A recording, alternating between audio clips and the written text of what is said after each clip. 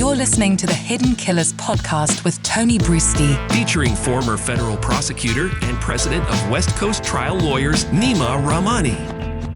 Are we going to see more arrests made as well? We saw Jake Paul, his drug mule. I mean, it was an interesting optic, because when you think of who's providing drugs for Diddy, the last person I thought of was a former Syracuse University basketball player. This white kid that just looks like he's out of American Pie or something. And obviously he's very low level in any of this, but he's someone who could very easily be a confidential informant and could probably expose a lot of things that, other people aren't seeing, but he was able to see.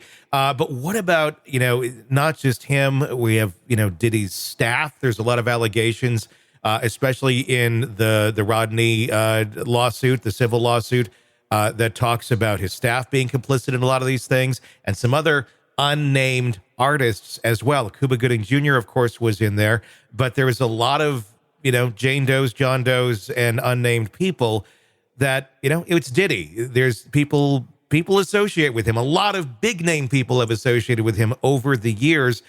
How worried do you think that world is right now of individuals who may have at some point had some sort of interaction with Diddy, or maybe went to a party and it went further than they think it should have, and now, oh shit, am I on Diddy's security system? Oh, they should be very worried. There's no question that Diddy rubbed shoulders with a lot of rich and famous people, and they participated in any of these acts. They could be charged as well. And you're right. I mean, you mentioned folks like R. Kelly and Jeffrey Epstein. Oftentimes when you're talking about men of significant financial means, they're not out there recruiting these young women themselves. Obviously, Jeffrey Epstein had Ghislaine Maxwell. Epstein never received the criminal justice that he deserved, but Maxwell is doing time in federal prison for helping recruit young girls for him.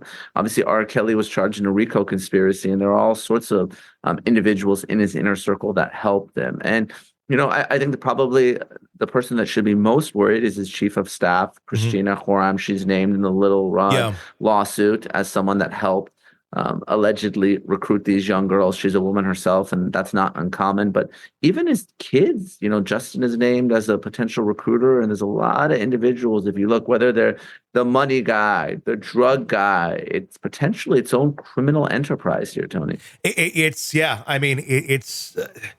one of those things looking at, there's probably some, shady shit going on here and there, but to this level, it was like, oh my God, why did it take this long? I mean, there's, like I said, the allegations have been flying around for years of very unscrupulous behavior, to put it lightly. Why now? Is it just because of the way that some of these other things were settled and went out there that was public, of the allegations of sexual abuse, that finally caught the eye of federal investigators? Or what was the reason he was so insulated and nobody was able to go a little bit deeper into this? Because I'm guessing this is not necessarily new behavior for Diddy. It's not. And I got two answers for that. First, times are changing. The years of the Harvey Weinsteins and Bill Cosby's, raping women, I mean, those days are over. And, you're right.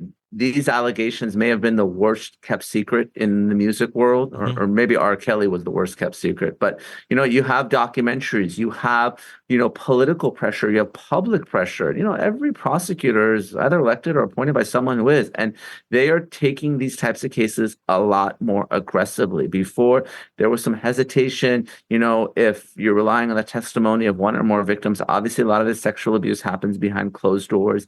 Victims may not file those contemporaneous reports. They may come forward years later. People might think, well, Cassie Ventura is a disgruntled ex. She's just after money. But I think there is this really sort of acceptance on the part of prosecutors that these are righteous cases that should be pursued, and maybe the old guard wouldn't pursue these cases. That's one. And two, like you said, when you have victim after victim who's coming forward telling a consistent story, maybe you have concerns if you're a prosecutor relying on the testimony of one victim, but you have multiple individuals, they're saying the same thing. They were there, they were witnesses, particularly if there's video evidence that doesn't lie.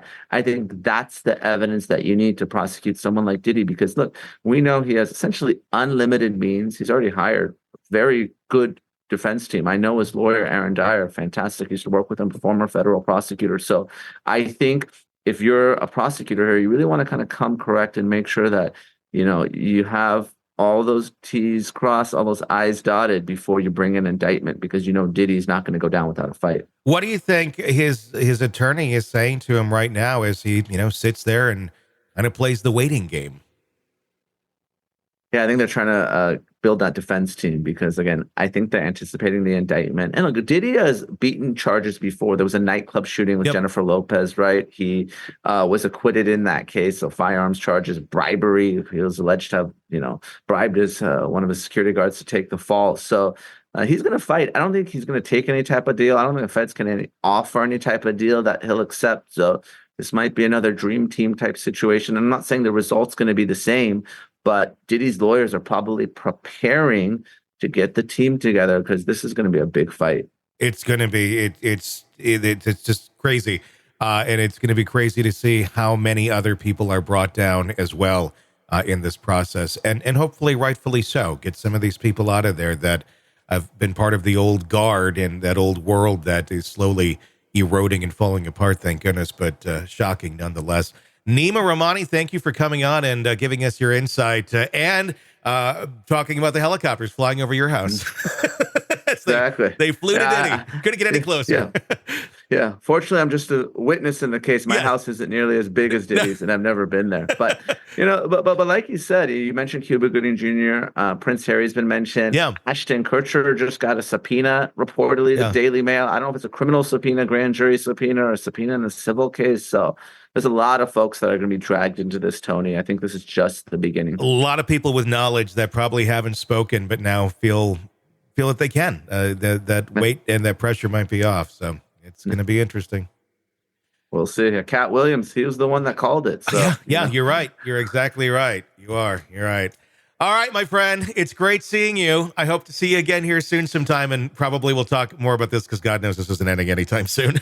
Sick of the ads? We are too. Start listening with no commercials now and get access to all of our episodes in advance of everyone else. Become a True Crime Today Premium Plus subscriber on Apple Podcasts. Search True Crime Today Premium Plus on Apple Podcasts or go to our podcast page and sign up now. True Crime Today Premium Plus. Sign up now.